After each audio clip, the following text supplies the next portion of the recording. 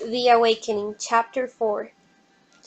It would have been a difficult matter for Mr. Pontellier to define to his own satisfaction or anyone else's wherein his wife failed in her duty toward their children. It was something which he felt rather than perceived, and he never voiced the feeling without subsequent regret and ample atonement. If one of the little Pontellier boys took a tumble whilst at play, he was not apt to rush crying to his mother's arms for comfort. He would more likely pick himself up, wipe the water out of his eyes and the sand out of his mouth, and go on playing. Taught as they were, they pulled together and stood their ground in childish battles with doubled feet and uplifted voices, which usually prevailed against the other mother thoughts. The quadroon nurse was looked upon as a huge encumbrance, only good to button up waist and panties, and to brush and part hair, since it seemed to be a law of society that hair must be parted and brushed.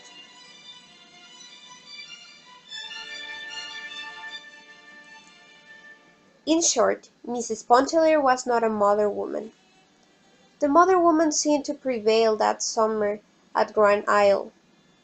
It was easy to know them, fluttering about their extended protecting wings, when any harm, real or imaginary, threatened their precious brood. They were women who idolized their children, worshipped their husbands, and esteemed it a holy privilege to efface themselves as individuals who grow wings as ministering angels. Many of them were delicious in their role. One of them was the embodiment of every womanly grace and charm. If her husband did not adore her, he was a brute, deserving of death by slow torture. Her name was Adele Ratignolle.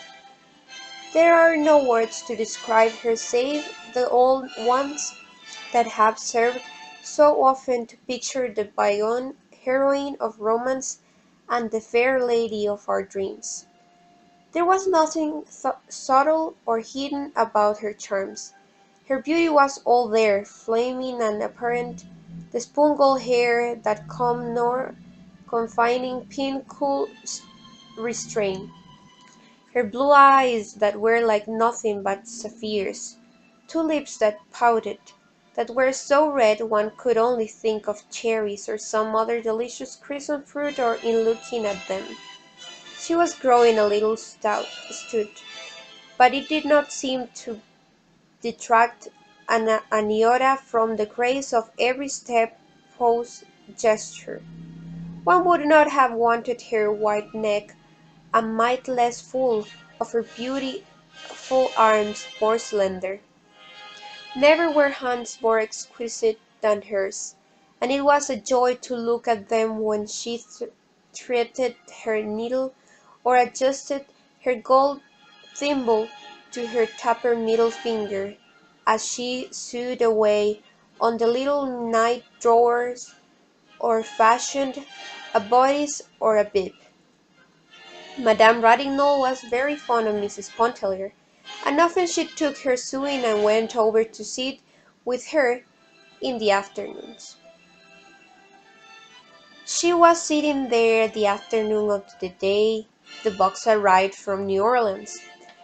She had possession of the rocker, and she was busily engaged in sewing upon a diminutive pair of night drawers.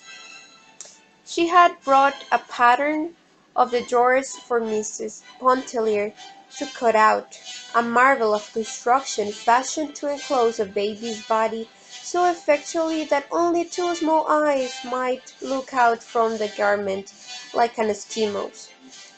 They were designed for winter wear, when treacherous draughts came down chimneys and insidious currents of deadly cold found their way through keyholes.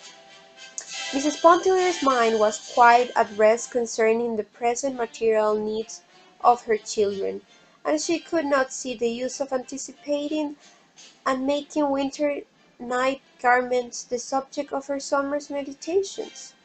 But she did not want to appear unnameable and uninterested, so she had brought forth newspapers which she spread upon the floor of the gallery, and under Madame Ratignolle's direction she had cut a pattern of the impervious garment. Robert was there, seated as he had been the Sunday before, and Mrs. Pontellier also occupied her former position on the upper step, leaning listily against the post. Beside her was a box of bonbons, which she held out at intervals to Madame Ratignolle. That lady seemed at a loss to make a selection, but finally settled upon a stick of nougat, wondering if it were not too rich, whether it could possibly hurt her. Madame Ratignolle had been married 7 years. About every 2 years she had a baby. At that time she had 3 babies, and was beginning to think of a fourth one. She was always talking about her condition. Her condition was in no way apparent, and no one could have known a thing about it but her persistence in making it the subject of conversation. Robert started to reassure her, asserting that he had known a lady who had subsisted upon nougat during the entire, but seeing the colour mount into Mrs. Pontellier's face, she checked himself and changed the subject. Mrs. Pontellier thought she had married a Creole, was not thoroughly at home in the society of Creoles. Never before had she been thrown so intimately among them. There were only Creoles that summer at Lebrun's. They all knew each other, and felt like one large family, among whom existed the most amicable relations.